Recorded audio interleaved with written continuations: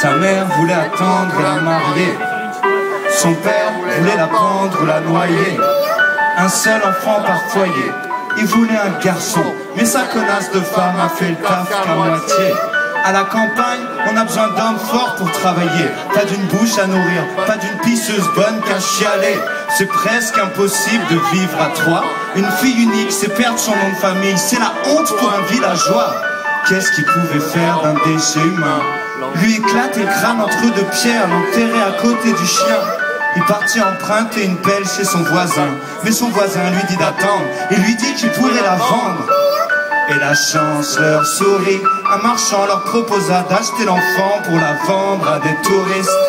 Ils l'ont lâché pour environ un tiers de SMIC français. Le soir de son départ mélancolique, sa mère chantait.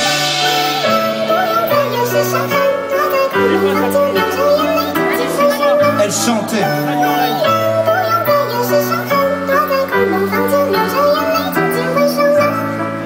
10 ans plus tard, la jeune fille dort tranquillement chez son hôte. Son réveil, c'est un grand coup de pied dans les côtes. Son petit-déj, c'est du pain à la vapeur et de l'eau. Puis direction la salle des machines pour rejoindre les autres. Comme elle s'est jamais fait adopter par de riches occidentaux. Son propriétaire l'a élevée, l'a gardée sous le manteau. 9 dans le même endroit, sa chambre, une caisse en bois. À 8 ans, elle a décroché son premier emploi. Une sorte de garderie où on fabrique des shorts de foot. Avec ses mains en forme de pied à force de coudre. Avec sa colonne vertébrale en forme de voûte. 20 minutes de pause déjeuner. Un peu de riz, un bol de soupe. Interdiction de parler. À peine le droit de faire des gestes. Et doit garder la tête baissée pour s'adresser à ses chefs. Le bruit la hante au point qu'elle n'entend plus quand il s'arrête. Pour pas sombrer dans la folie, elle chante cette chanson dans sa tête.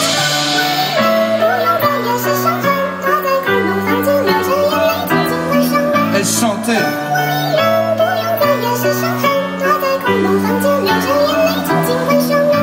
De retour dans son village natal après 10 années, en quête d'un cocon familial, à la recherche de son passé.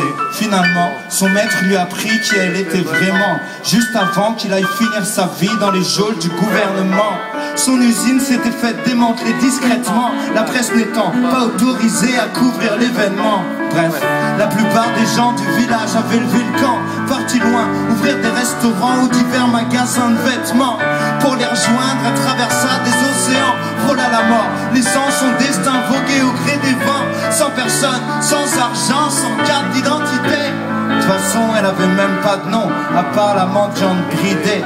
Après avoir contracté presque toutes les maladies, elle atterrit miraculeusement à Paris.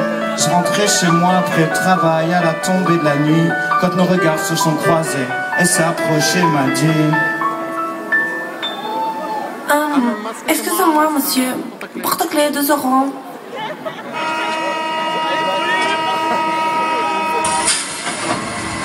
Ah, je suis désolé, j'ai rien sur moi, petite chinoise. Passe une bonne soirée.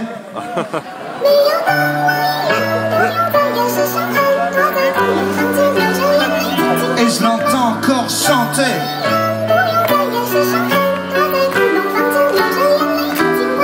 Elle chantait.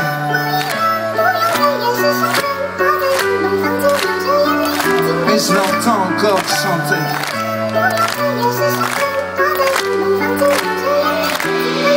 Elle chantait.